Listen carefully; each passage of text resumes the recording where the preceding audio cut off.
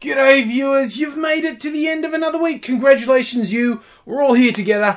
Time for Totally Fucked Up Friday. Totally fucked up!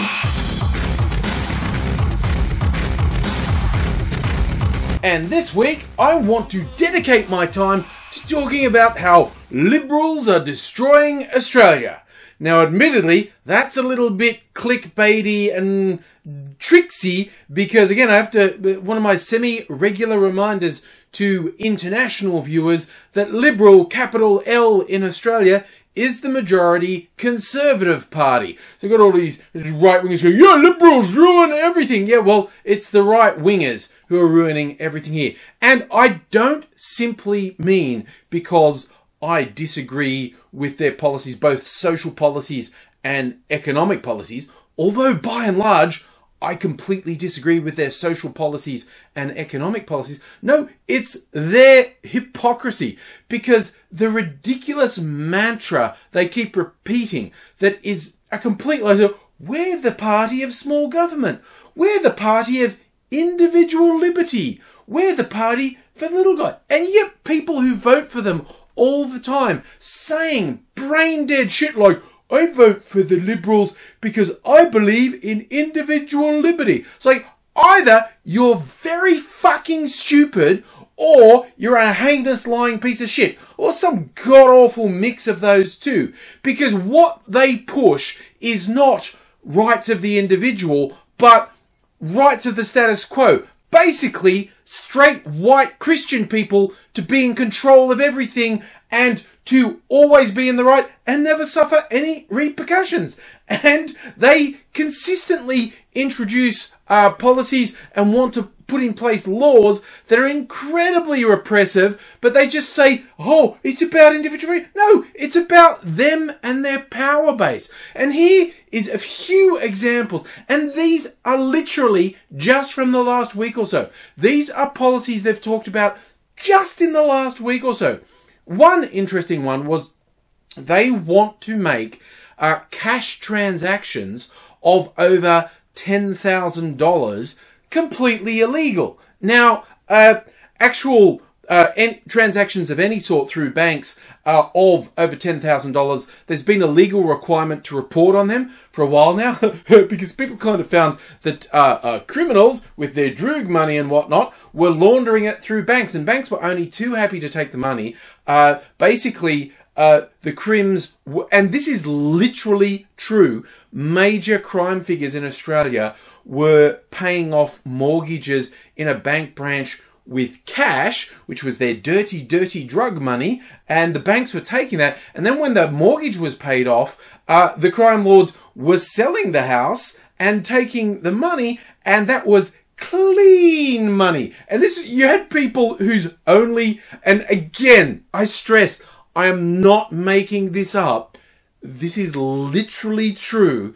You had people whose only declared source of legal income was a hot dog cart, buying and selling multiple houses into the millions of dollars. And so the banks were dragged kicking and screaming into thing of, well, large transactions need to be reported. But this thing with the cash goes one step further, because of course, if you transact in cash, people don't necessarily know that you're doing it because it's not going through a bank. So they're not just saying you have to be on your best behavior and report these transactions. They are saying that a transaction of over $10,000 in cash is in and of itself a criminal offence, which is really, you know, right up there with small government, individual liberty, live your own life. It's like the government doesn't have to prove you're a criminal. You essentially have to prove you're not. And in fact, if you do something that the government regards as suspicious, you become by definition a criminal. Which will be funny when this applies to people who, I don't know, aren't Muslim. Because a lot of people who aren't Muslim are completely happy with the government's behaviour of assuming Muslim people are criminals or terrorists. But when they start introducing a law that says, oh, if you do this thing that isn't in and of itself a criminal offence, guess what? Now it is.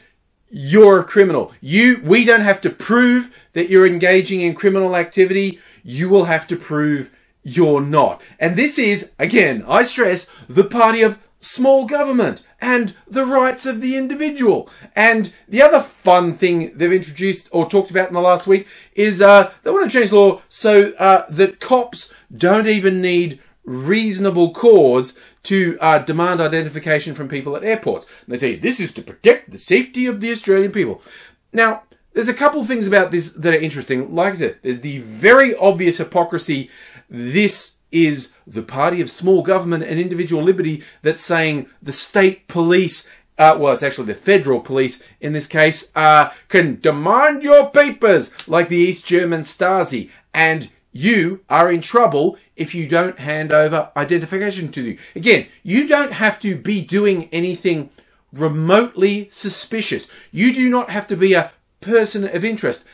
If this gets into law, the federal cops will literally be able to say, you show me your ID or I'm dragging you out of here. So again, it's not a case of the cops proving you're a criminal. It's a case of you need to prove that you're not a criminal. And again, this is coming from the party of small government and rights of the individual. So, I mean, you know, I hope everyone who votes for them is really happy with this whole small government and protecting their rights. And this is the same party who for the past couple of decades has made multiple attempts to make thought crime a thing. Like literally, if you say a thing or profess a belief that the government think is bad, they can drag you off to jail. You know, they called it sedition. It's basically, if you speak against the government. So again, you don't have to indulge in a criminal act. You don't have to incite other people to commit a criminal act.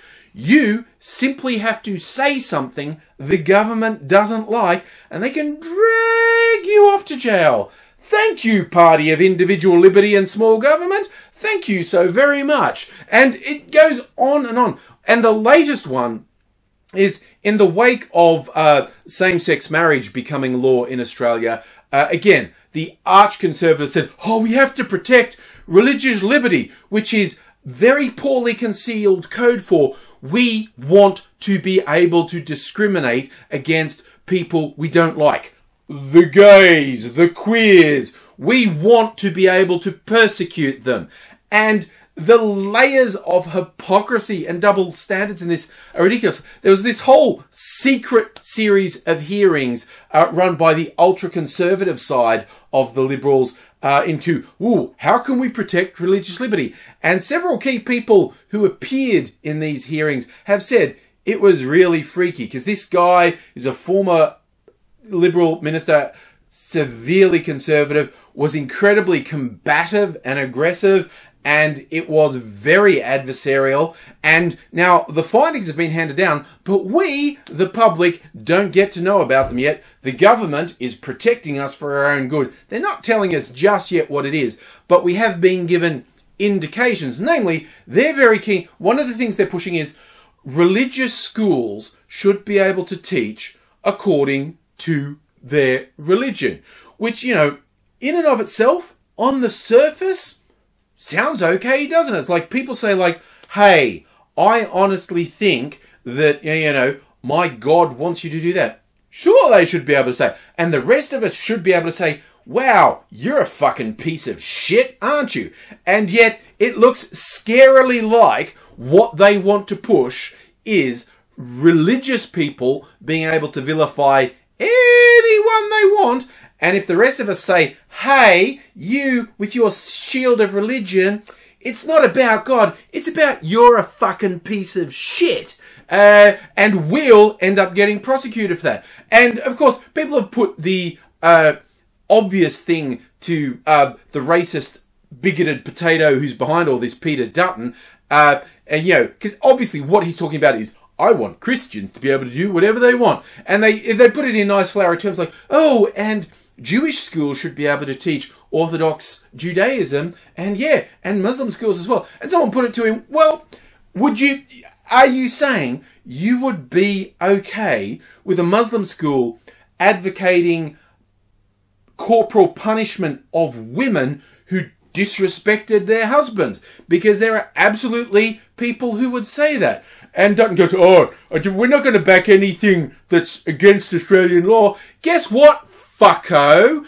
Hate speech is against Australian law. As much as you and your assholes on the extreme right tried to water down hate speech laws in Australia, shock and horror, you found out the majority of the Australian public think, no, actually, if you're a complete cunt, you should have to answer for it. And this is the thing that I can't stand. Like, it's one thing to disagree with someone, but when someone is a complete hypocrite, when they say, I want to protect individual liberty, when what they mean is, I want to protect my right to fuck other people over while I'm still shutting down anyone I disagree with, those people are evil. Those people are pieces of shit. And this stuff needs to be pushed in the public's face repeatedly. This is what the Liberals are doing. The Liberals are all about taking away your liberties. The Liberals are all about entrenched power structures dictating what you can and can't do in your life. The Liberals want to control every aspect of your life. And I don't want anyone to forget that as we get closer and closer to the next federal election, because we need to vote these fuckers out.